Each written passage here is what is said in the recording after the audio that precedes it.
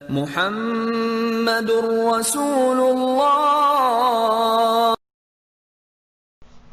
بسم اللہ الرحمن الرحیم۔ السلام علیکم ورحمۃ اللہ وبرکاتہ۔ میں ہوں سلمیٰ بنت افتخار احمد۔ میں آپ کے سامنے پڑھ رہی ہوں محمد عربی۔ بسم اللہ الرحمن الرحیم۔ رب اشرح لی صدری ویسر لی امری واحلل عقدۃ من لسانی یفقہوا قولی۔ اللہم صلی علی محمد وعلی آلہ وبارک وسلم۔ پہلے پچھلی قسط کا ریکیپ کرتے ہیں۔ ہم نے پچھلی قسط میں پڑھا تھا کہ مسلمانوں پر کفار کا ظلم و ستم بہت زیادہ بڑھ چکا تھا، خاص کر جو مومنین مشرکوں کے غلام تھے ان پر تو وہ اتنا ظلم کرتے، اتنی اذیتیں دیتے کہ مسلمان تڑپ تڑپ جاتے۔ اللہ کے رسول صلی اللہ علیہ وسلم نے اللہ سے دعا کی تھی کہ اللہ تعالیٰ عمر رضی اللہ تعالیٰ عنہ کو ہدایت اور اس کے دل میں اسلام کی محبت ڈال دے۔ اللہ نے ان کی دعا قبول کی اور حضرت عمر مسلمان ہو گئے۔ حضرت عمر مکے میں ایک بہادر جوان کی حیثیت سے مشہور تھے۔ وہ ایک اسٹرانگ پرسنالٹی رکھتے تھے جو کسی سے بھی نہیں ڈرتے تھے اور نہ دبتے تھے۔ اسلام قبول کرنے کے بعد قریش کے سرداروں اور تمام لوگوں کے پاس جا جا کر انہوں نے اپنے اسلام لانے کا بتایا۔ حضرت حمزہ 3 دن پہلے مسلمان ہو چکے تھے۔ ان دونوں کے اسلام لانے سے اسلام کو بہت فائدہ پہنچا۔ حضرت عمر کی رضی اللہ تعالیٰ عنہ کی اس وقت عمر 27 سال تھی اور آپ صلی اللہ علیہ وسلم کی نبوت کا 6واں سال تھا۔ اب آگے پڑھتے ہیں۔ اب دن بدن مسلمانوں کا زور بڑھ رہا تھا اور لوگ اسلام کی طرف تیزی سے کھنچ رہے تھے۔ تو کیا قریش خاموش ہو کر بیٹھ گئے تھے؟ نہیں، وہ برابر اس دھن میں رہے کہ کسی طرح مسلمانوں پہ پھوٹ ڈال دیں یا جانثاروں کو رسول اللہ سے بدگمان کر دیں۔ اسی غرض سے وہ ایک روز سر جوڑ کر بیٹھے اور سوچنے لگے کیا تدبیر کی جائے کہ محمد رسول اللہ صلی اللہ علیہ وسلم کے عقیدت مندوں کا بادل چھٹ جائیں اور ان کے سارے جانثار گرد کی طرح اڑ جائیں اور وہ بے بس ہو کر رہ جائیں۔ چنانچہ بہت دیر ہو گئی اور وہ سوچتے رہے اور غور و فکر کرتے رہے۔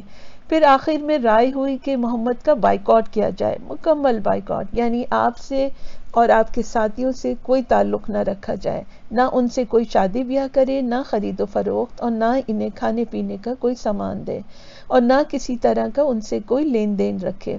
اس رائے کی سب نے تائید کی۔ پھر مزید اطمینان کے لیے ایک تحریری معاہدہ بھی تیار ہوا جس میں انہی ناپاک عزائم کا تذکرہ تھا، اور وہ معاہدہ کعبے میں لٹکا دیا گیا کہ ہر ایک اس کا احترام کرے، نہ کوئی اس کی خلاف ورزی کرے اور نہ اس کو ہاتھ لگانے کی جرات کرے۔ چنانچہ قریش نے ان کا محاصرہ کر لیا اور بھوکوں مارنے کی مہم شروع کر دی۔ بنی ہاشم چونکہ آل مطلب کے رشتہ دار تھے اس لیے وہ بھی ان کے ساتھ تھے۔ بس ایک ابو لہب نے بے وفائی کی، یعنی اس نے خاندان کی مخالفت کی اور قریش کی طرفداری کی، کیونکہ یہ خاندان سے بیزار تھا اور ان کو مصیبت میں دیکھ کر پھولا نہ سماتا تھا۔ حتیٰ کہ یہی وہ شخص سے اول تھا جس نے آل مطلب کا بائیکاٹ کرنے اور ان سے کسی طرح کا لین دین نہ کرنے پر ابھارا تھا۔ محرم کا مہینہ اور نبوت کا 10واں سال تھا۔ ابو طالب پورے خاندان کے ساتھ ایک درے میں بند ہو گئے۔ یہی وہ درہ ہے جو بعد میں شعیب ابی طالب کے نام سے مشہور ہوا۔ یہ لوگ دن رات یہیں پڑے رہتے، نہ کسی سے کچھ تعلق اور نہ کوئی لین دین۔ گویا یہ ایک جیل خانہ تھا جس میں وہ ہمیشہ رہتے اور صرف محترم مہینوں میں اس سے باہر آتے، جبکہ عرب کی ساری جنگیں رک جاتی، لڑائی جھگڑے بند ہو جاتے، ہر طرح کے خطرے جاتے رہتے اور آدمی بالکل آزاد اور بے غم ہوتا۔ انہی مہینوں میں رسول اللہ بھی باہر آتے اور دعوت دین میں لگ جاتے۔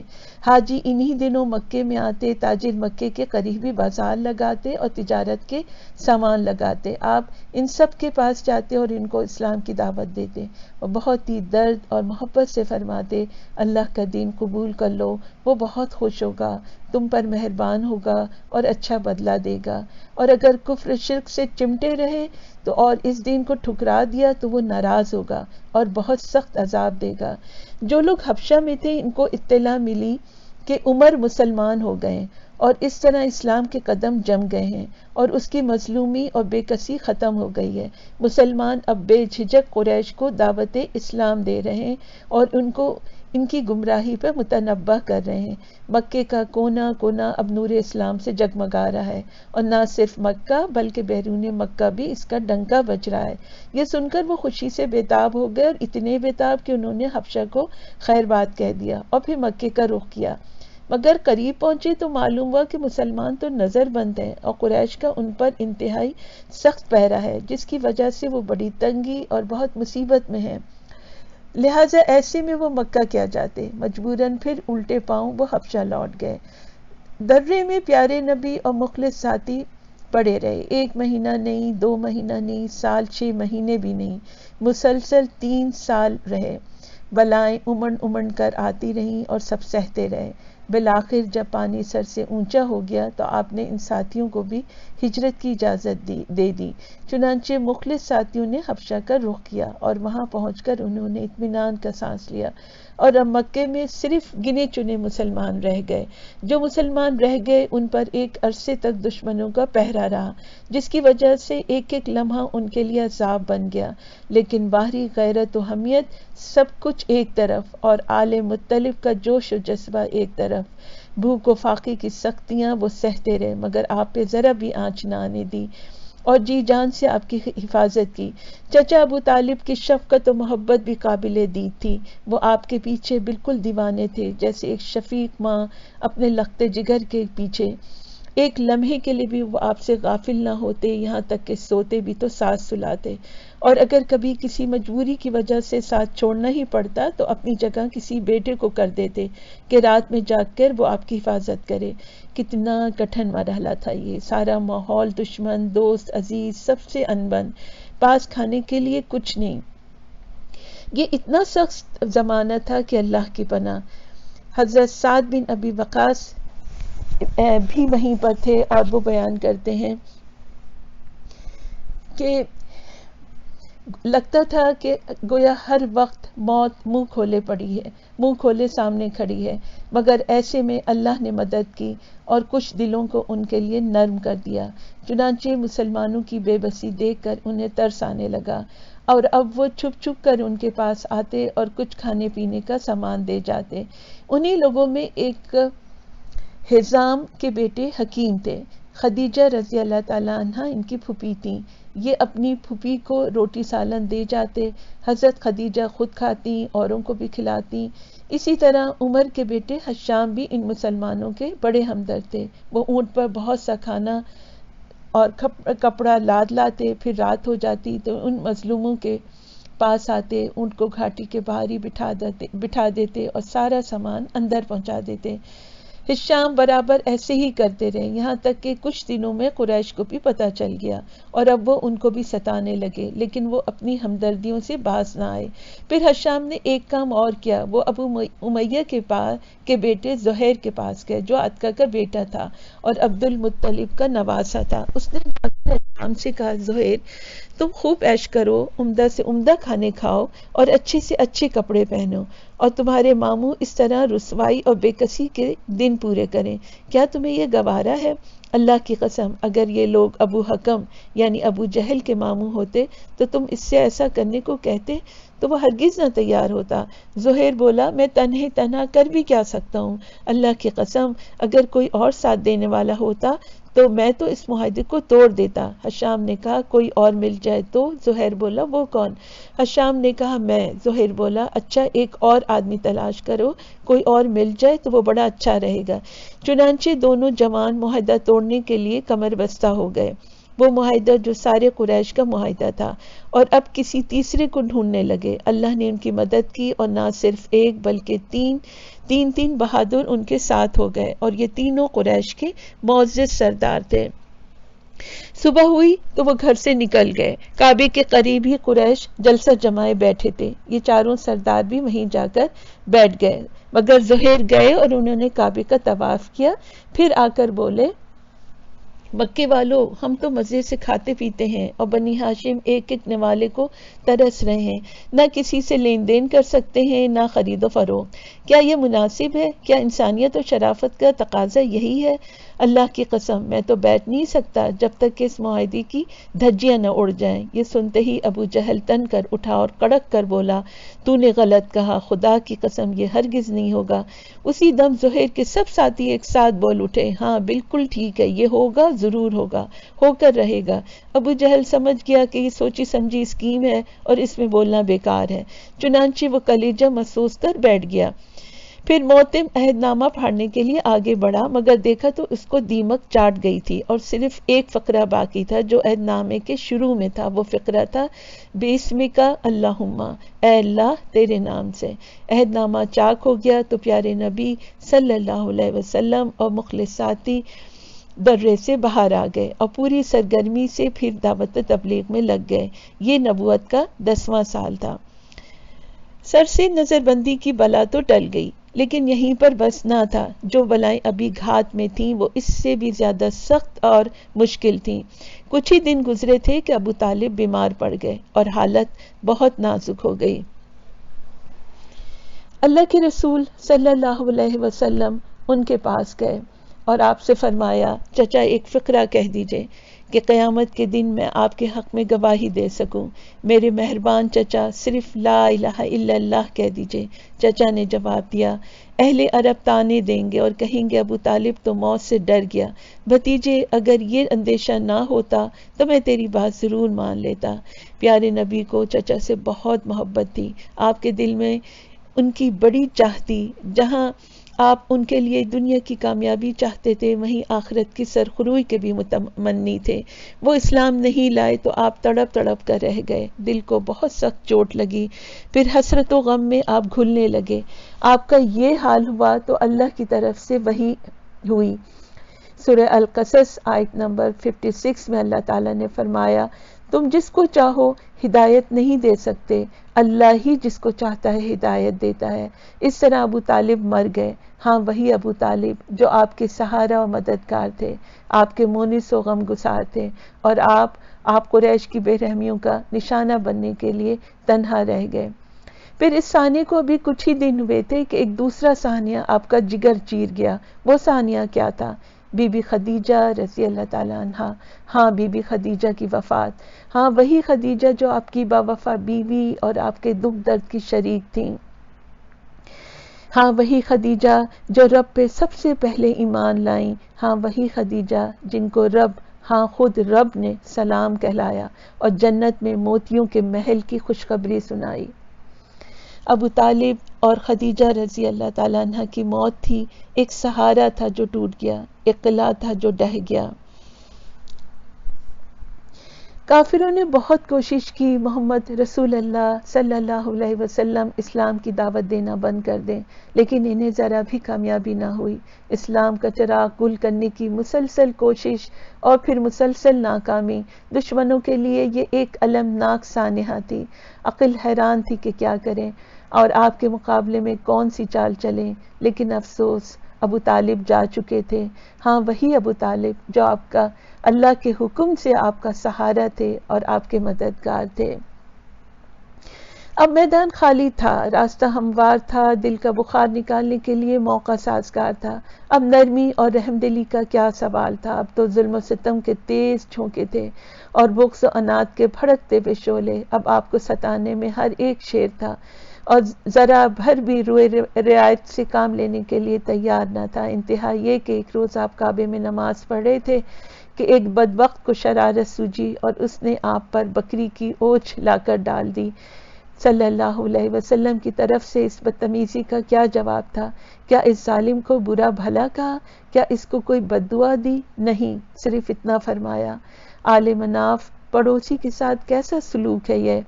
ایک دفعہ آپ کہیں جا رہے تھے، کسی بدبخت نے سر مبارک پر خاک ڈال دی، آپ اسی حال میں گھر آئے۔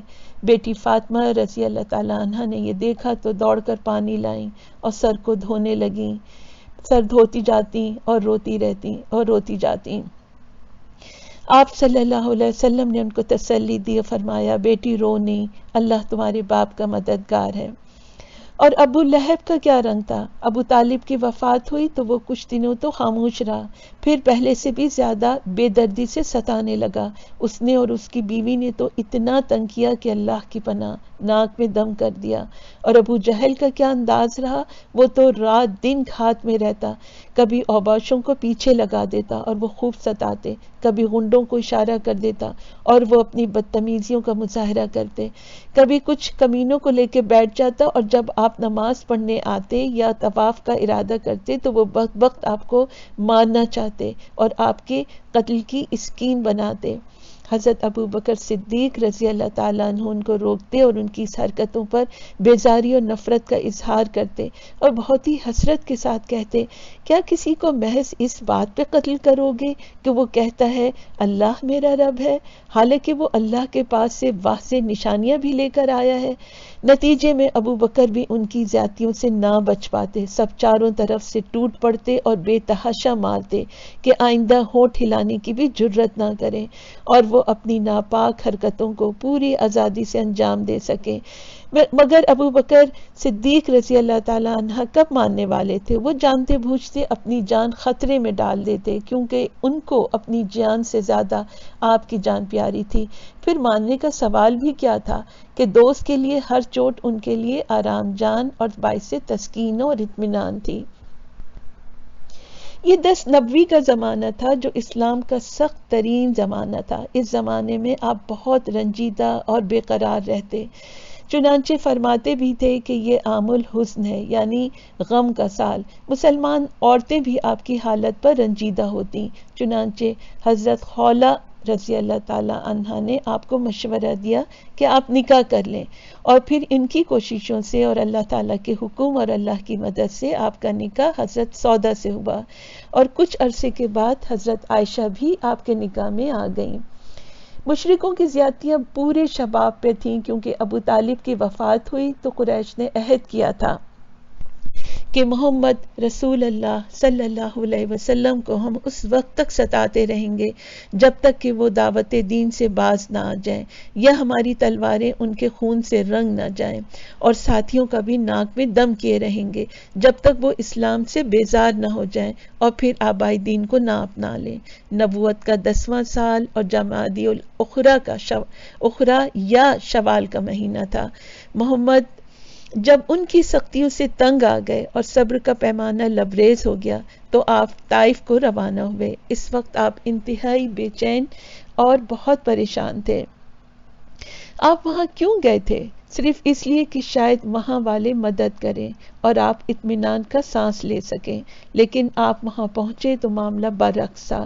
مدد کرنا تو درکنار، انہوں نے اپنے آپ کو ٹھہرانا بھی گوارا نہ کیا، پوری ہٹ دھرمی سے نبوت کا انکار کیا اور آپ کی دعوت کو جھٹلا دیا، بڑی بے شرمی سے آپ کی طرف سے رخ پھیر لیا، کیونکہ ان کو بھی قریش کی طرح دین اسلام سے خطرہ تھا۔ طائف کی آب و ہوا اچھی تھی، وہاں کی سرزمین بالکل باغ ارم تھی، انگور اور دوسرے پھلوں کی پیداوار بے انتہا تھی، اس لیے اشراف قریش گرمیاں گزارنے وہاں جاتے تھے۔ پھر عرب کا مشہور بت لات بھی وہیں تھا، جو کعبے ہی کی طرح زیارت گاہ خاص و عام تھی۔ ان خصوصیات کی وجہ سے طائف بھی عرب کی بہت سی خاص اور متبرک بستی تھی۔ ان کو ڈر تھا کہ اگر آپ کو امان دے دی تو سارا قریش دشمن ہو جائے گا اور پھر طائف کی ساری حیثیت اور مقبولیت خاک میں مل جائے گی۔ اب آپ کو اندیشہ ہوا کہ اگر اہل مکہ کو طائف کا ماجرا معلوم ہو گیا تو وہ اور زیادہ مذاق اڑائیں گے اور ظلم و ستم میں پہلے سے بھی زیادہ بے باک ہو جائیں گے۔ چنانچہ وہاں سے رخصت ہونے لگے تو ثقیف، طائف کا ایک قبیلہ ہے، اس کے سردار سے آپ نے فرمایا تم لوگوں نے میری بات تو نہیں مانی، لیکن کم از کم میرے معاملے کو پوشیدہ رکھنا، لیکن وہ اس پر بھی راضی نہ ہوئے۔ پھر یہی نہیں، انہوں نے طائف کے بازاریوں اور اوباشوں کو بھی ابھار دیا۔ ان اوباشوں نے بہت بے دردی سے پائے مبارک پر پتھر برسانے شروع کر دیے، یہاں تک کہ جوتیاں خون سے بھر گئیں۔ جب آپ زخموں سے نڈھال ہو جاتے اور پتھر کھاتے کھاتے بے دم ہو جاتے تو بیٹھ جاتے، مگر ظالموں کو اب بھی ترس نہ آیا، وہ ہاتھ پکڑ کر کھڑا کر دیتے اور جب آپ چلنے لگتے تو آپ پر پھر پتھر برساتے۔ وہ ابر لطف جس کے سائے کو گلشن ترستے تھے، وہ ابر لطف جس کے سائے کو گلشن ترستے تھے، یہاں طائف میں اس کے جسم پر پتھر برستے تھے۔ آپ چلتے رہے یہاں تک کہ بستی کے کنارے پہنچ گئے۔ وہاں ایک بہت بڑا باغ تھا جس میں انگور کی بہت سی بیلیں تھیں، جگہ جگہ خوشنما خوشے لٹک رہے تھے۔ آپ اسی باغ میں داخل ہو گئے۔ اس طرح کہیں جا کر آپ کی جان چھٹی، نگاہیں بے اختیار آسمان کی طرف اٹھ گئیں اور آپ مولا سے گڑ گڑانے لگے اور اپنی بے بسی کی فریاد کرنے لگے کہ اس کی رحمت کو جوش آ جائے اور وہ آپ کو اپنی دامن رحمت میں لے لے۔ اللہم صلی علی محمد وعلی آلہ وبارک وسلم۔ آج یہیں تک، انشاءاللہ اس سے آگے ہم اگلے نشست میں پڑھیں گے۔ سبحانک اللہم ربنا وبحمدک نشہد ان لا الہ الا انت نستغفرک ونتوب الیک۔ السلام علیکم ورحمۃ اللہ وبرکاتہ۔